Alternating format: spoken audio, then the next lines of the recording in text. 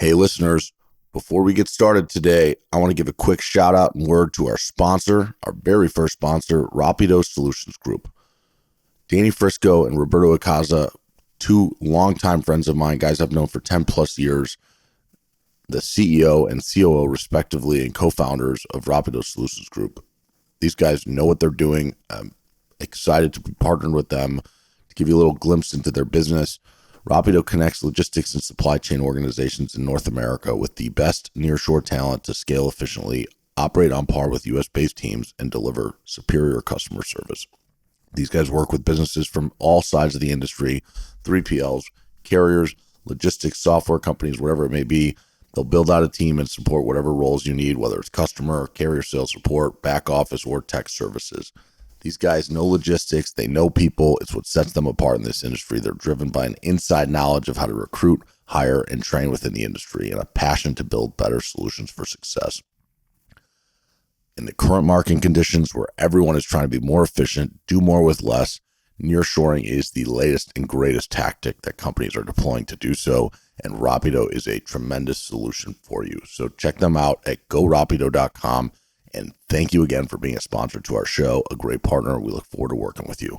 And to our listeners, that's it. Let's get the show on the road.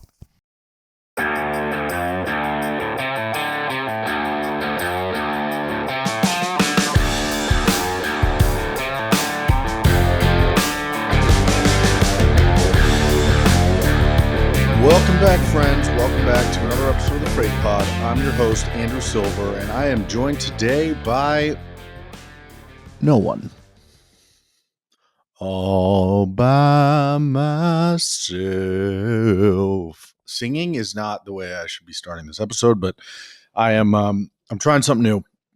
And this is something I've struggled to get myself to follow through on for literally months, maybe 6 months. I've been thinking about trying to do episodes by myself where I come and I shed light on things I know about or specific topics that I'm seeing in the industry, whatever it may be.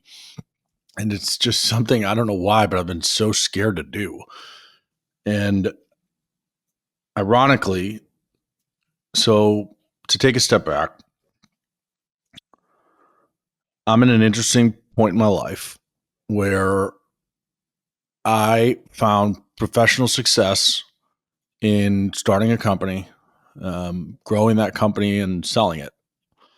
And I think that a lot of people think that, when you have that trajectory, that's like the top of the mountain, so to speak, growing a business, selling it and making money. Like, I think for me, at least, I thought that would feel like the top of a mountain, and it hasn't quite felt that way. In some respects, it has. In some respects, I'm incredibly grateful for what has come from that, the financial windfall, the freedom it's given me to do other things now. But I think a big challenge that I've always had in my life, when I think dating back to when I first started working when I was 16, my personal life's always been a mess. And I was a troublemaker as a kid. I had issues with Tourette's. I didn't know this until a few months ago, but I had ADHD. And I just always found myself getting in trouble. And I was someone who they'd consider a smart kid who was capable. I was one of those, people always tell me, you have so much potential. Don't ruin it. You have so much potential. Stop getting in trouble. But school didn't really resonate with me the way that work did. And I don't know why I was so attracted to doing bad things, whether that was sneaking out of the house when I was 14 to meet friends and get drunk with booze we stole from our parents, or I smoked a lot of weed throughout high school. I gambled a ton, bet on sports, played poker. A lot of my personal life I spent, chasing something that was not healthy. And I told myself at some point, I don't know why, I convinced myself, and I maybe have spoken briefly about this before, but we'll go a little more depth here. But I convinced myself that as long as I was successful professionally, it was okay that the rest of my life was in disarray. And as long as I was working hard and making money, like that was what I was focused on. I was so focused on achievement and professional success that it became an excuse for the rest of my life to be in disarray in perpetuity, like throughout my 20s. My 20s were chaos. I mean, I was partying. I look back and want to say I was having a good time, but I don't think I was. I think I was masking some trauma or challenges I was dealing with, self-created, I believe, um, it looked fun.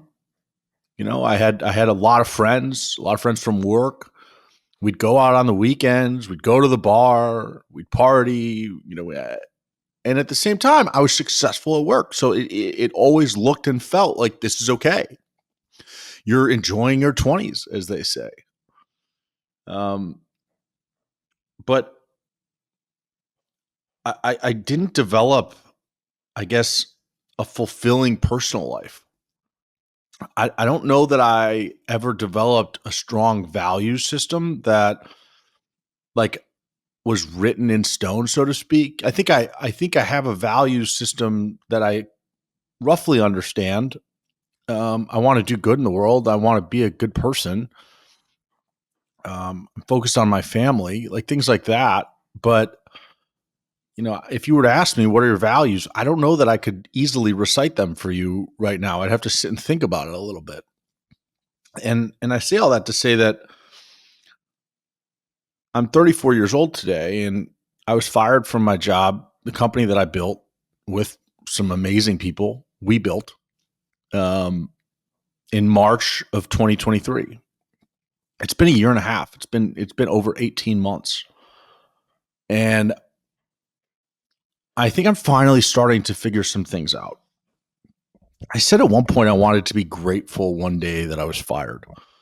It stemmed from a Stephen Colbert quote that was really deep and focused on kind of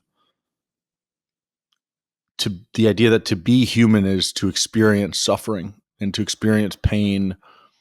And it's important that we're not just grateful for the good things, but we're grateful for the hard things. We're grateful for the things that mold us into better people. And I think for a lot of people, if they had been fired from a company that they had just sold and made good money on, I think they wouldn't have found themselves in the type of disarray that I found myself in. And that's because I don't think a lot of people have had the path that I've had, one where they do focus so much on their professional success that they allow their personal life to live in this constant state of disarray. I've had to cut a lot of things out of my life. I barely drink anymore. I don't do any of the drugs that I used to do. I don't gamble anymore. Things that caused problems in my life, I just don't mess with anymore, or I try not to.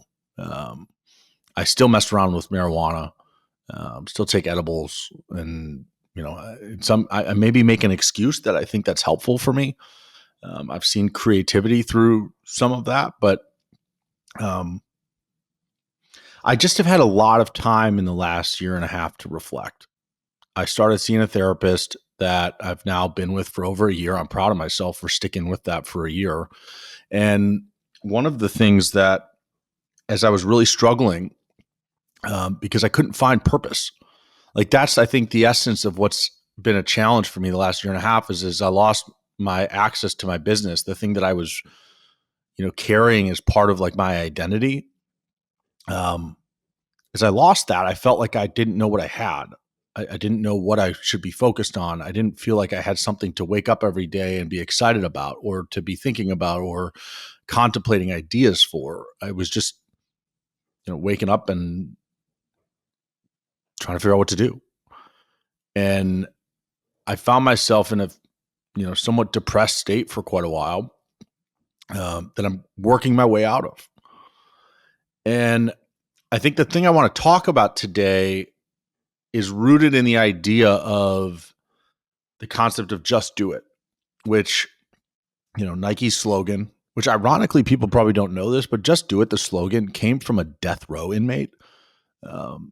whoever was in charge of Nike's marketing or who borrowed that slogan or was inspired, saw I believe it was a quote from newspaper or something where a death row inmate was asked like for his final words, and he was like, "Just do it.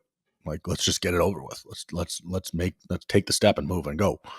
Um, Interesting for that to then be the cornerstone of all of Nike's marketing for the next, I don't know, 30 years or however long they've been doing that. But that's a side note. My point, though, about just do it is, as someone who has struggled a lot in their life with self-worth and feeling like I am worthy of connection and love and all the things that all of us humans are worthy of. I don't know why this has been such a struggle for me for 34 years.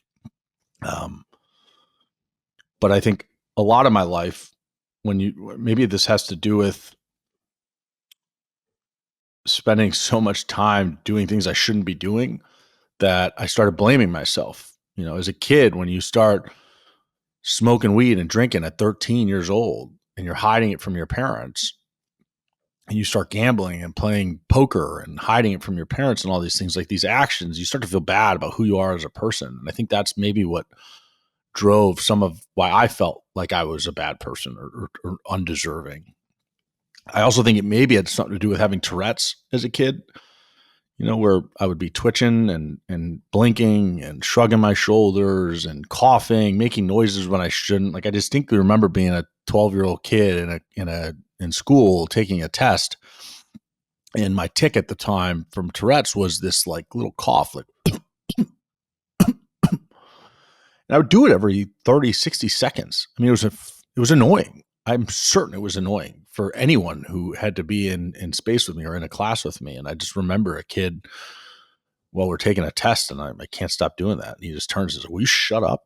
And like, that was a little bit of my childhood. And I think when you're young and you're different, you question, like, why me? Or did I do something to deserve this? Or am I a bad person for this? And I don't think I had a healthy outlet for communication. I don't think I really processed some of this stuff as a kid. And as a result, I just think I lived in my own head with it and told myself I was bad, told myself I was unworthy and undeserving. And if you do that for long enough, you believe it. And when you believe it, it's paralyzing. So the reason that I wanted to talk today in this light, there's a couple things. One of the things comes from my therapist. A few months ago, she said to me, "Andrew, I think you will start to find some happiness if you really focus on the things that are your quote unquote superpowers." We all have superpowers. We all have something, 1, 2, 3, 4, whatever number of things that we are exceptional at, that we are naturally inclined to be good at. And once we figure that out, we start to do it over and over again. And it builds that skill until it becomes a superpower. And for everyone, it's different. And some people are like really, really exceptional at something, and others are just like great at it, whatever it may be, but it still is ours. It's the thing that, we are great at.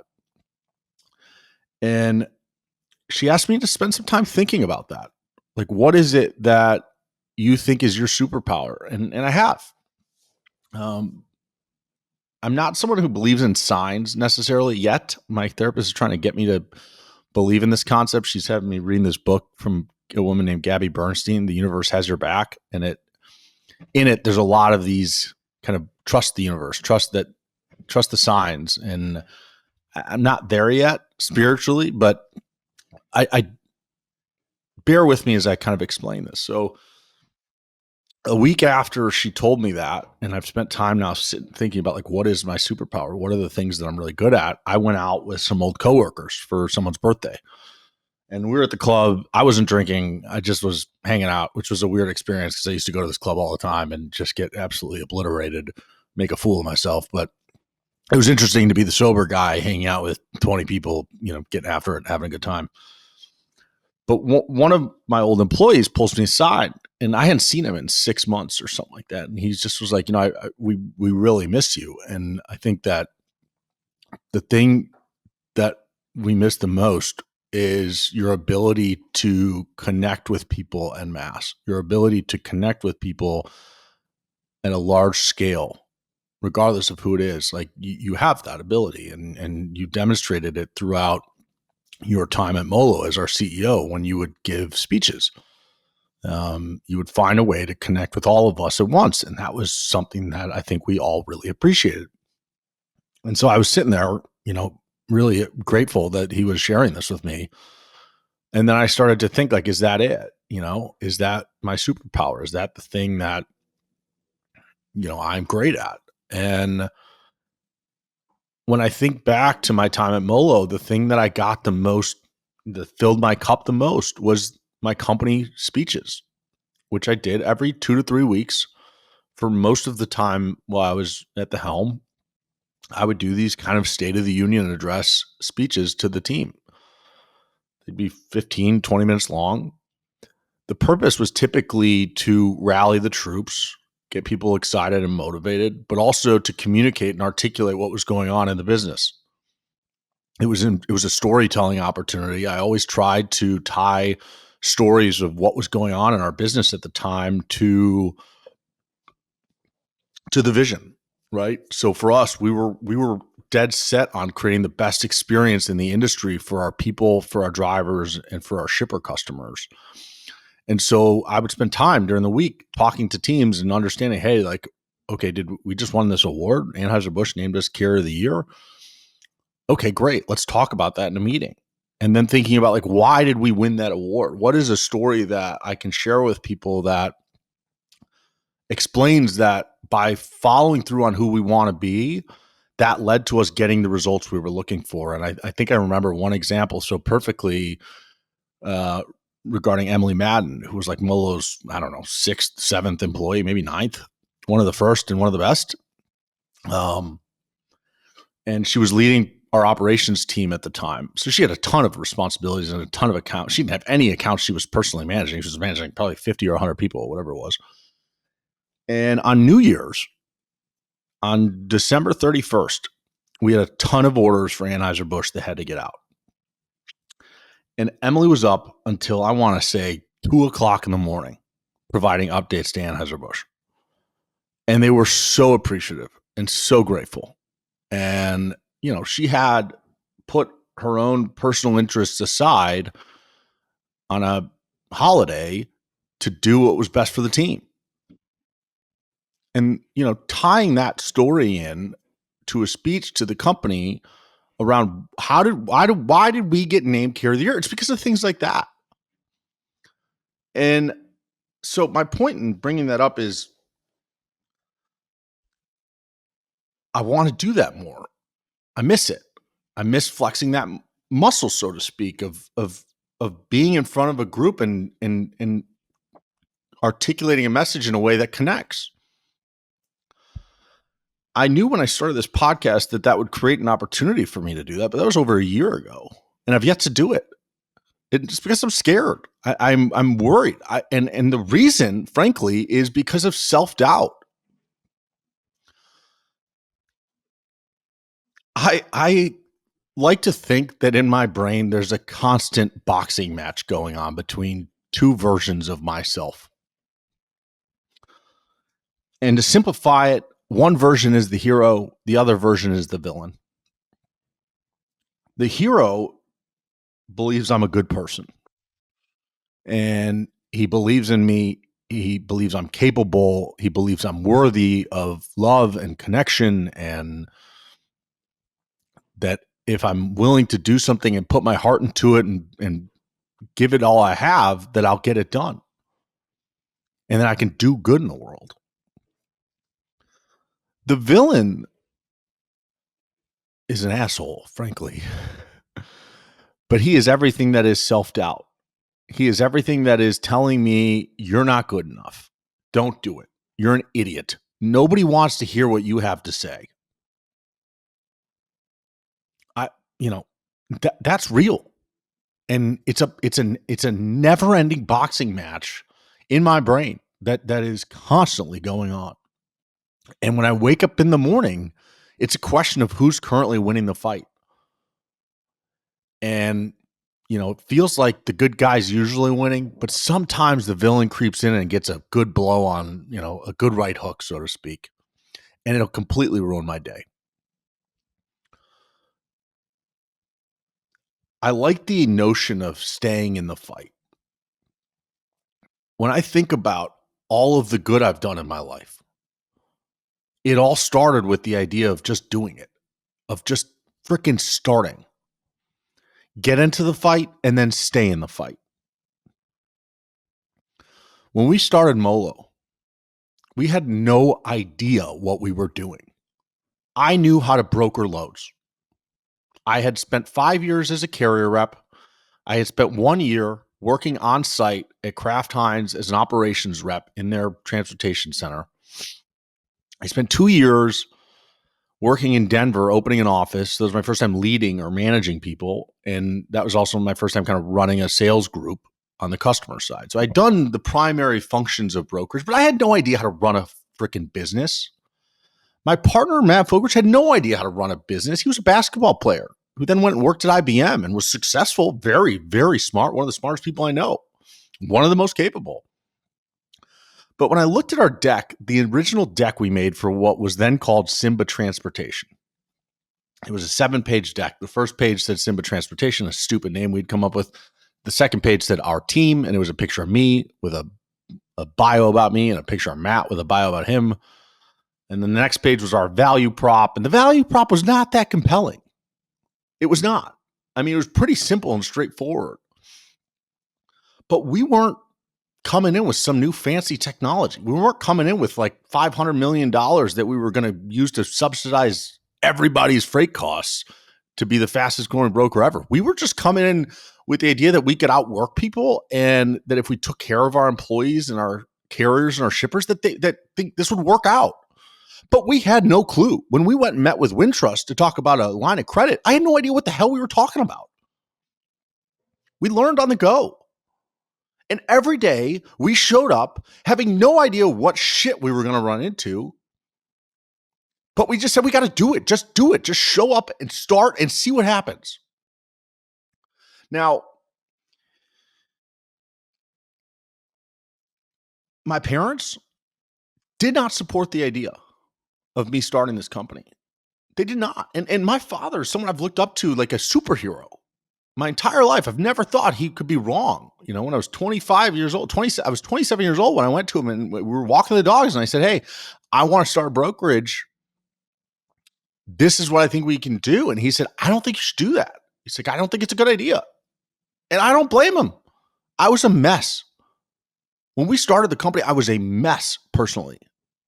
I was partying. I was drinking, smoking, gambling. I was doing all this stuff. I was barely taking care of myself. It wasn't that my father didn't support me or I don't know if he believed in me then. I think he always believed in me, but just knew I was dealing with shit. And I think he really was just worried about my ability. If I could barely take care of myself, how could I be responsible for other people? So it's hard when people don't necessarily believe in you day one, when people aren't saying, yes, I think it's a good idea. When people are telling you, I think it's a bad idea. My dad said, I think the industry is going to consolidate. I think there's going to be like 5 brokers left. I don't think you should do this. That's when you have to believe in yourself. When people are telling you no is when you have to just do it. It's when you have to believe in yourself and nobody will do it for you. Whatever challenge you're thinking about doing in your life, whatever itch you have that's yearning to be scratched, whether it's starting a business, losing 10 pounds, putting on muscle, getting a girlfriend or a boyfriend, like going onto the apps to do so, putting yourself out there, whatever level of vulnerability you're contemplating putting yourself through, that's when the fight inside your brain is really important, because the villain is just going to beat you down. It's just going to keep telling you, There's no way you can run a business, Andrew. MoLo, absolute NOLO. No go MoLo is what it says. It says you don't have it. And if you let that thing win, you'll never get anywhere. So as I think about my life, as I think about various stages of my life, if I hadn't been willing to just do it and to put aside all the doubt and put aside all the feelings of being not good enough, I wouldn't be where I am today. MoLo never would have happened. And when I think about that, it gives me an incredible amount of courage, an incredible amount of belief and confidence in myself. I'm dealing with something similar now in my life with respect to my health. So I'm a tall guy. I'm 6'3". People who I haven't met always are like, I'm surprised you're LinkedIn. I would have thought you were shorter. But I've also been a big guy for most of my life. I like sports, played sports throughout my life, loved sports actually, played football, basketball, baseball, but I hated lifting weights. Hated it. I am maybe the most competitive person you'll ever meet in your life. I say that unironically, or ironically, however you want to think about it. But I'm not good at seeing long term. So, I loved football. I was a linebacker. I loved tackling people, hitting people, but I had no muscle. I was just like a big lanky dude and had some fat on me, but like some beef, but like no muscle. And I remember going from junior to senior year of high school, I was probably going to be a captain on the team. I was a small school, terrible football program. We had 90 kids in a class. We were not good. So I was like one of the better of the worst, if that's how you want to think about it. But I remember we had a test every year that was like the baseline strength test. It was just a bench press. I don't remember how much weight. But from my junior to senior, I didn't lift at all. And so when I came into my senior year, I could not do any more reps than I had the year before. And my coach pulled me aside. He's like, I just am really disappointed in you. You're supposed to be a leader of this team and you've done nothing to, better yourself this summer. And I think about that sometimes. I led the team in tackles that year. I had a great year. I was MVP of the team, but I could not lift weights. And that is something that has carried with me my entire life. In 2020, was it 2020? Yeah, in late 2020, I'd gotten pretty big. I wasn't taking care of myself at all outside of work. I was now like 260 pounds. I saw an old picture of myself from, I don't know, 5 years prior, 4 years prior, and I thought I looked good, but I looked skinnier. I looked healthier. And just seeing that, I said, enough is enough. I need to get my shit together. I need to start taking care of myself. I need to start working out. But I still wouldn't lift weights. I started walking. I found something that, my health app on my phone, and I started tracking my steps every day. And I focused on that alone. So I'd wake up at 5 a.m. in River North in Chicago, and I'd walk down Grand Street, I don't know, a couple miles until I got to the lake, and then walk up the lake a mile or two, and then I'd go back, cut through Old Town, and get back to my apartment by like 6:45, and I was at about 10,000 steps. You can do 6,000 steps. I can do 6,000 steps in an hour. And so I started building. And month over month, I went from 12,000 steps a day to 14,000 steps a day to 16,000 steps a day to 18,000 steps a day to 20,000 steps a day. I got to a peak of 25,000 steps a day, which, if you're doing the math, that's 4 full hours a day of movement. It took me, I think, 10 months to get there.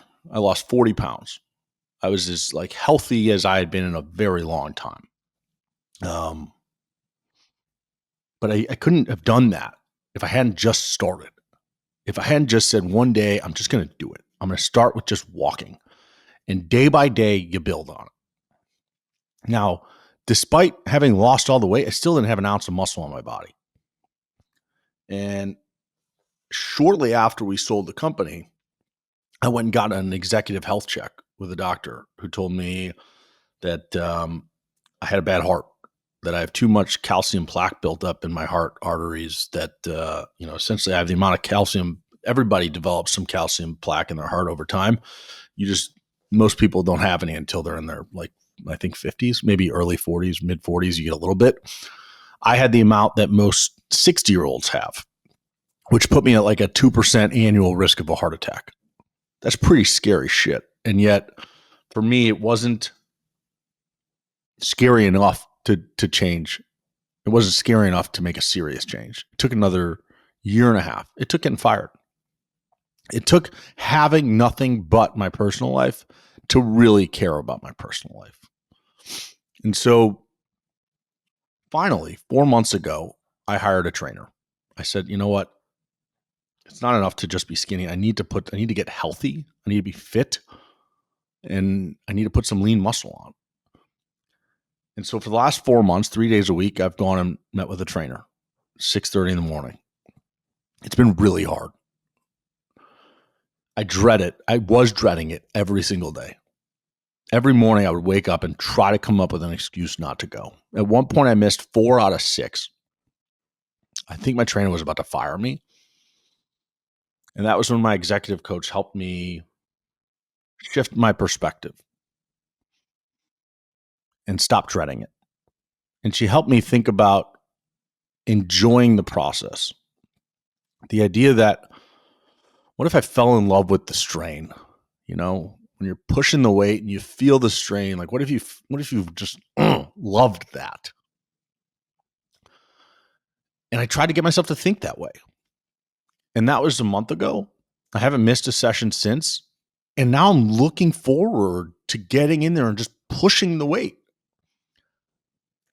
I'm 4 months into this, so I don't think I've seen a ton of results yet. But I'm in the freaking fight. And as I think about my life, I want to do good things. I want to be a good person. And I want to impact people in a positive way. And I don't do that all the time. There are times where I see people post stupid shit on LinkedIn and I want to tell them I think it's stupid. And then later I'm like, I maybe shouldn't have said that. I didn't need to do that. But the idea is you're going to screw up. You're going to mess up. You're going to miss workouts. You're going to say something you shouldn't have said to someone. You have to give yourself a little grace. You can't let the villain win the fight. He's going to get some punches in. But you have to stand tall and throw him back. The good guy, the hero's got to stand tall and throw him back. And know that every day is a chance for you to do something good. Every day is a chance for you to take a step forward in whatever you're working towards.